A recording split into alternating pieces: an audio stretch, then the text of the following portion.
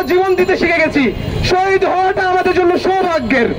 এই খুনি এবং এই ফ্যাসিস্ট যারা, এদের দূষর যারা, তাদেরকে অতি দ্রুত বিচারের আওতায় আনতে হবে, তাদেরকে গ্রেফতার করতে হবে, তাদেরকে যথাযথ শাস্তির আওতায় আনতে হবে।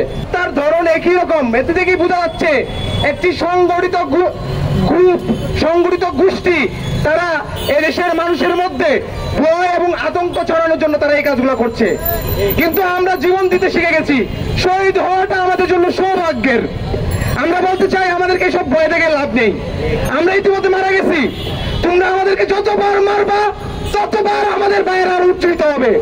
এখন এখানে সংখ্যায় অনেক কম, কিন্তু দেখা যাচ্ছে যখন শেখ হাসিনার পতন হতো, আজকে আইন উপদেষ্টা হিসাবে এখানে আসিফ নজরুল স্যার দায়িত্বে আছেন। অথচ আসিফ নজরুল স্যারকে নিয়েই আমরা এখানে 10-15 জন ছেলে দাঁড়াইতাম একটা সময়। আজকে সেই আসিফ নজরুল স্যার এত গুরুত্বপূর্ণ একটা দায়িত্বে আছেন, তিনি থাকতে এই দেশের বিপ্লবী ছাত্র জনতা এখনো কিভাবে তারা অনিরাপদ।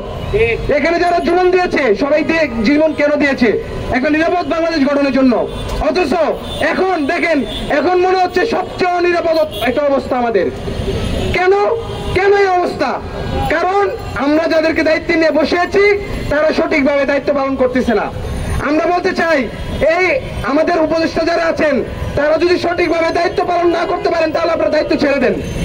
এবং আপনারা, আমরা চাই অতি দ্রুত যারা সন্ত্রাসী, যারা খুনি, তাদেরকে বিচারের আওতায় আনেন। আমরা আমাদের ভাইদের জন্য জাস্টিস চাই, আমাদের ভাইদের হত্যার বিচার চাই। আমরা এখানে আজকে এই জন্য এসেছি এবং বাংলাদেশকে একটি নিরাপদ বাংলাদেশ দেখতে চাই। বাংলাদেশকে দেখা যাচ্ছে আপনার এই বাংলাদেশকে নিয়ে কিন্তু যুগে যুগে ষড়যন্ত্র হয়, বৈদেশিক ষড়যন্ত্র হয়, অনেক বড় বড় ষড়যন্ত্র হয়। আমি আমার একটি পর্যবেক্ষণের কথা বলি।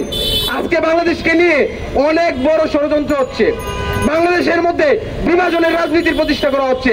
আজকে ছাত্রদের মধ্যেই দেখেন কত ধরনের ভাগ করার চেষ্টা চালাচ্ছে, ছাত্রদেরকে বিভক্ত করার চেষ্টা চালানো হচ্ছে। আজকে প্রাইভেট বিশ্ববিদ্যালয়, পাবলিক বিশ্ববিদ্যালয়, এই ধরনের নানা ধরনের বিভক্তি করার চেষ্টা চালানো হচ্ছে। কিন্তু আমি দেশপ্রেমিক ভাই বোন, ছাত্র, শিক্ষক, জনতা, আপামর জনগণের উদ্দেশ্যে বলবো, আপনাদেরকে ঐক্যবদ্ধ হতে হবে। অনতিবিলম্বে আপনারা যদি ঐক্যবদ্ধভাবে এই খুনি সন্ত্রাসীদের কালো হাতকে ভেঙে না দিতে পারেন, তাহলে আপনাদের ভবিষ্যৎ খারাপ, আমাদের ভবিষ্যৎ খারাপ। সেজন্য বাংলাদেশকে গঠন করতে হলে, এবং আইন শৃঙ্খলা বাহিনীতে যারা দায়িত্বে আছেন, আপনাদের কিন্তু আমরা খুব ভালো করে চিনি। আপনারা যখন আগে বলতেন যে আগে হুকুমের গোলাম ছিলেন, আগের সরকার আপনাদেরকে অবৈধ বিভিন্ন আদেশ নির্দেশ দিত, আপনাদেরকে খুনের নির্দেশ দিত, একটাকে গুলি করেন, একটাই যায় আর বাকিগুলো যায় না, এসব কথা বলছেন আপনারা, এগুলো আমরা দেখেছি। এখন যদি আপনারা মনে করেন যে এই সরকার তো আমাদেরকে কিছু বলতেছে না, করতেছে না, আমাদেরকে চাপ দিতেছে না, সেই জন্য আমরা কিছু করব না, কিন্তু জনগণ কিন্তু আপনাদেরকে খেয়াল রাখতেছে। আপনারা সঠিকভাবে দায়িত্ব পালন করেন। যারা সন্ত্রাসী, খুনি এবং রাষ্ট্রীয় অরাজকতা সৃষ্টির চেষ্টা চালাচ্ছে, তাদেরকে ধরুন, তাদেরকে জেলে ভরুন।